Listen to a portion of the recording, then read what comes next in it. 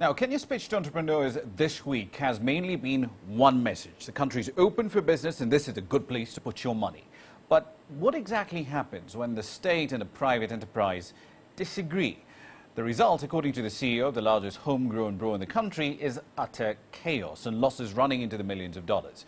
Operations at Tabitha Karanja's firm, Keroche Breweries, have been affected by a crackdown on illicit liquor ordered by the president on the 1st of July.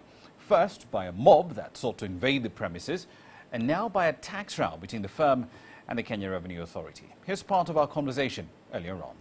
You see the silos there, you see the brew house, you see the filtration system, you see the fermentation, you see the packaging, you see the lorries are leaving.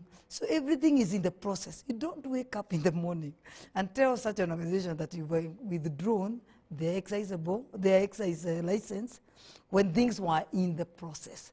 Whereas Kenya Revenue Authority's work is to come and collect tax. If they find you owe them something, they call you and there is a demand.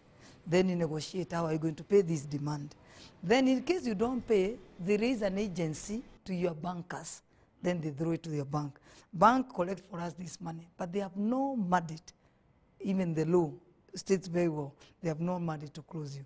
You went to court last week Friday, you got an injunction to essentially get your operations back up and running and KEBs away from your operation. But in the long run, this isn't quite 100% resolved, is it? No. It's not 100% resolved because what we got is a suspension of whatever now was happening. That letter from the Kenya Bureau, but they were told if they want to come to Keroche, they are welcome, as usual, the normal way they come. Without the politics, they come doing their work professionally. The spirits segment of the market, that's been one of the fastest growing over the last 3 to 5 years. This shutdown, how much in terms of losses has it put on your table? Even if we push ourselves, we may not even do a quarter of our monthly target. We may not even do a quarter of our monthly target. Then after that, maybe the brand has been damaged.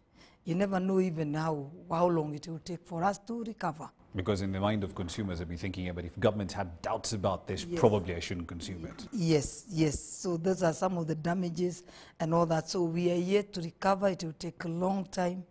And if this can continue like that, even the economy of the country, because that product, we pay a lot of revenue to the exchequer. So meaning, if they keep on hurting brands like that, their even revenue will go down. If an entrepreneur like you, who's been in the country forever, you invested in this company for over 10 years, you've provided jobs, created value, and then the government wakes up one morning and then comes and says, no, Mrs. Karanja, you can't do this. I mean, aren't they essentially sending the message that entrepreneurship is not welcome?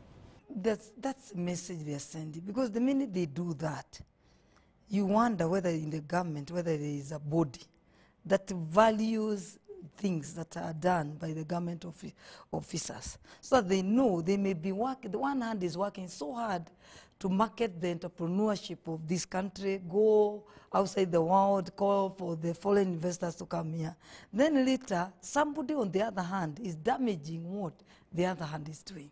So I think they need to come together so that when they sit down, they agree, this is what we want to do. Because the minute you had the local, you had the global, because everybody will be worried to come in and ask, if they're hurting their local, how are we safe in such a country?